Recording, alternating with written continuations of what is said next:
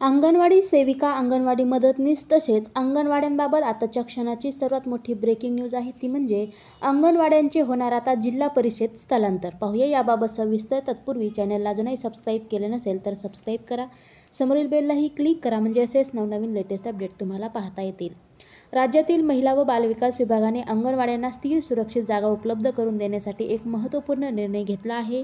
स्वतःची इमारत नसलेल्या अंगणवाड्यांना जवळच्या जिल्हा परिषद शाळांमधील रिक्त वर्ग खोल्यांमध्ये स्थलांतरित करण्याच्या धोरणास शासनाने मान्यता दिली आहे.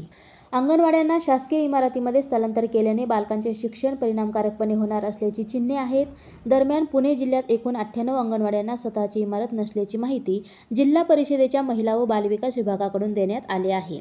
एकात्मिक बालविकास योजनेअंतर्गत राज्यात 553 बालविकास प्रकल्प आहेत.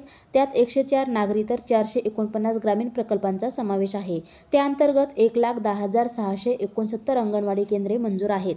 24 ऑगस्ट 2023 रोजी झालेल्या बैठकीत स्वतःची इमारत उपलब्ध नसलेल्या अंगणवाड्यांना नजीकच्या जिल्हा परिषद शाळेत रिक्त खोल्या असल्यास त्या ठिकाणी स्थलांतरित करण्याबाबतचे धोरण तयार करण्याच्या सूचना देण्यात आल्या आहेत. स्वतःची इमारत नसलेल्या अंगणवाड्या नजीकच्या जिल्हा परिषद शाळेत स्थलांतरित करण्याचे धोरण तयार करून त्यास राज्य शासनाने मान्यता दिली आहे. तर काय असणार आहेत याबाबत अटी पाहूया. स्थलांतर धोरणातील अटी. अंगणवाडी व शाळा यामधील अंतर 1 किलोमीटरच्या आत असावे. बहुमजली शाळा इमारतीत तळमजल्यावरील खोली अंगणवाडीला द्यावी. अंगणवाडीला शाळेचे स्वयंपाकघर, स्वच्छतागृह, क्रीडांगण, पिण्याचे पाणी व क्रीडा साहित्य वापरण्याची मुभा असेल. शाळेमध्ये वीज उपलब्ध नसेल तर ती शाळेमार्फत अंगणवाडीला उपलब्ध करून द्यावी.